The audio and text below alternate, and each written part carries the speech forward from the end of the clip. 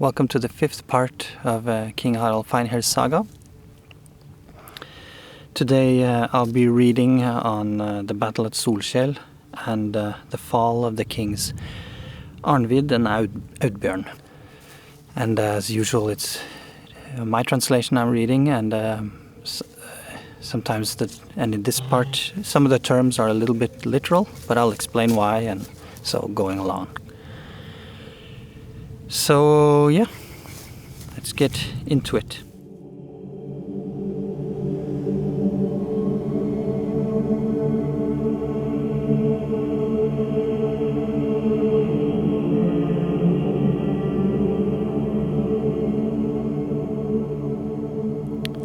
Battle at Solskjel. King Harald led his army out of Trondheim and turned south towards Møre. Hundkjøf was the name of the king that ruled Mørefylke, and his son was called Solve. They were great warriors. The king that ruled Raumsdal was Nøkve. He was the mother-father of Solve. Raumsdal is what's today called Romsdal, and I'll be referring to it as Romsdal going forward. Mother-father. As people have seen my Ynglinga Saga videos, instead of just translating grandfather, I translate moderfather, morfar, these Scandinavian terms, literally, so that the relationships between the families are seen clearly, which is good in looking at the alliances and such.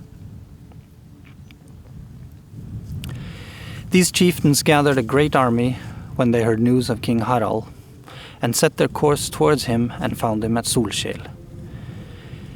Solskjel is a little island just south of the larger island Smøren, outside of the fjords leading out of Trondheim.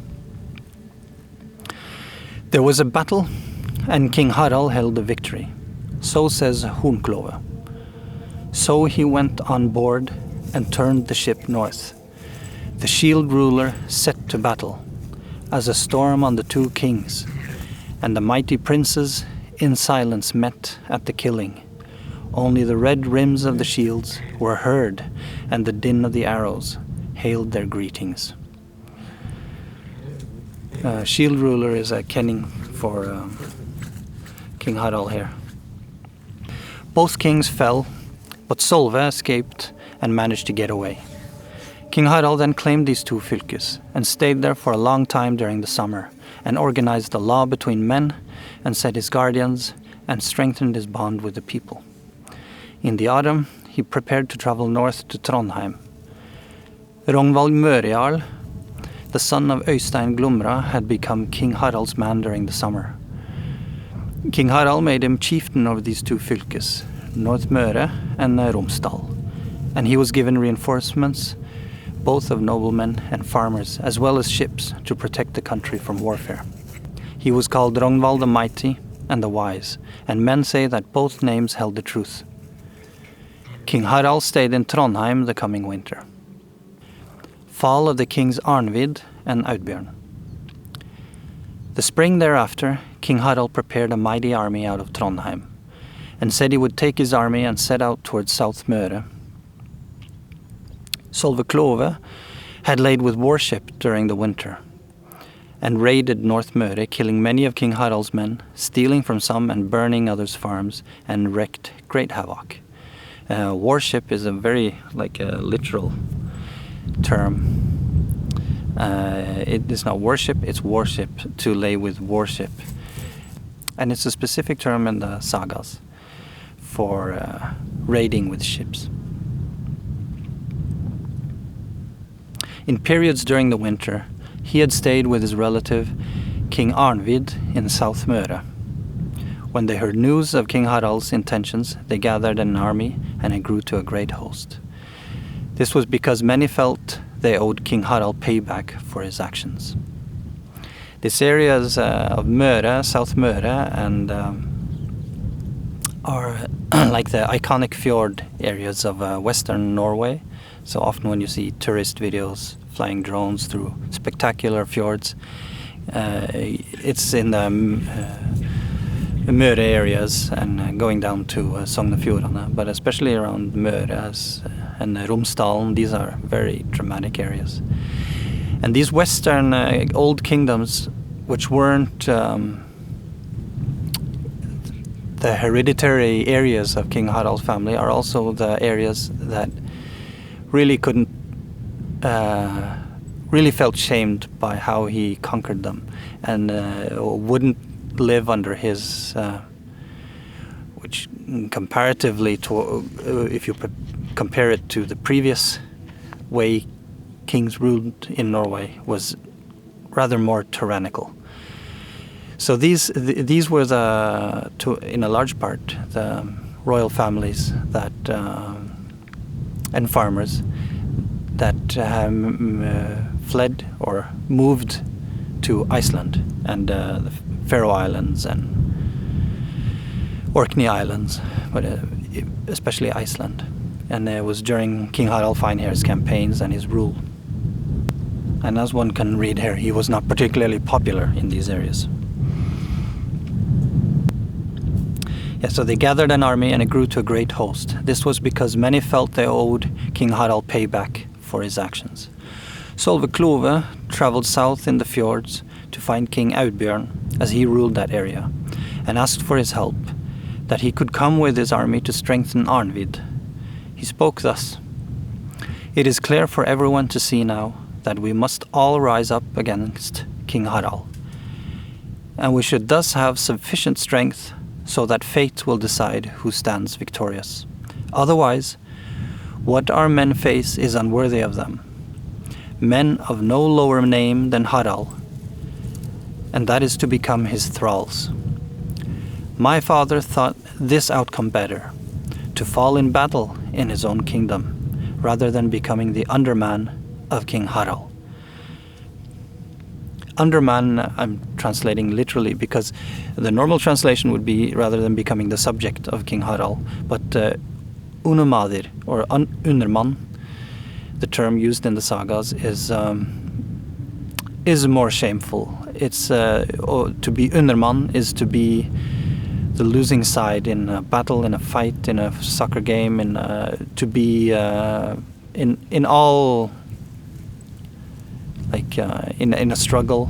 To be a underman and underlegen is to be beneath your foe. So it's not simply being a subject, but it's also being beneath in like almost a spiritual way. Solve spoke his case thus, and Audbjørn promised to travel. He gathered an army and went north to gather with King Arnvid, and their army was a mighty host. They then heard that King Harald was approaching from the north, and they met with him at the inside of Solskjel, the same island as before. It was the custom in those times that when men fought battle on ships, they would tie them together and fight at the bow. This was also done now. King Harald laid his ship against King Arnvid's ship, and a ferocious battle commenced, and many men on both sides fell. In the end, King Harald became so furious and full of rage that he charged forward from the forecastle and fought with such a frenzy that all the men at the bow of Arnvid's ship retreated back to the sail, and some fell. King Harald then boarded the ship. Arnvid's men started fleeing, while he himself fell there on the ship. There fell also King Audbjørn, while Solve fled. So says Hornklove. Battling ruler in the din of war, with arrows raining down on men, blood streaming from wounds, mail piercers bringing the din of Skoglar. When the ruler left the forecastle, the blood-stainer conquered men. Furiously the blade struck shields, the lifeless sunk down as he gained victory. Skoglar, din of Skoglar, is a kenning for the din of Valkyries. From King Harald's army, his jarls Åskaut and Audbjørn fell there, as well as Grotgard and Heirlaug, his mogs. And mog is a term for, as I've explained in Ynglinga Saga, is a term for an in-law relation, not a blood relation, but any family relations that come to you via your marriage.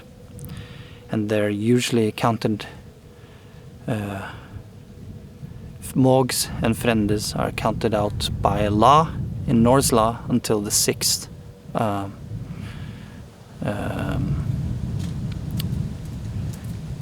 It's like first cousin, second cousin, third cousin, fourth cousin, fifth until the 5th cousin.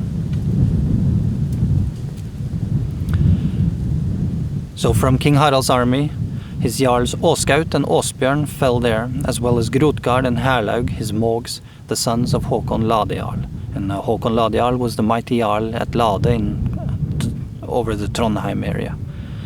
After this, Solve was a powerful Viking for a long time, and would often incur great damage on King Harald's kingdom.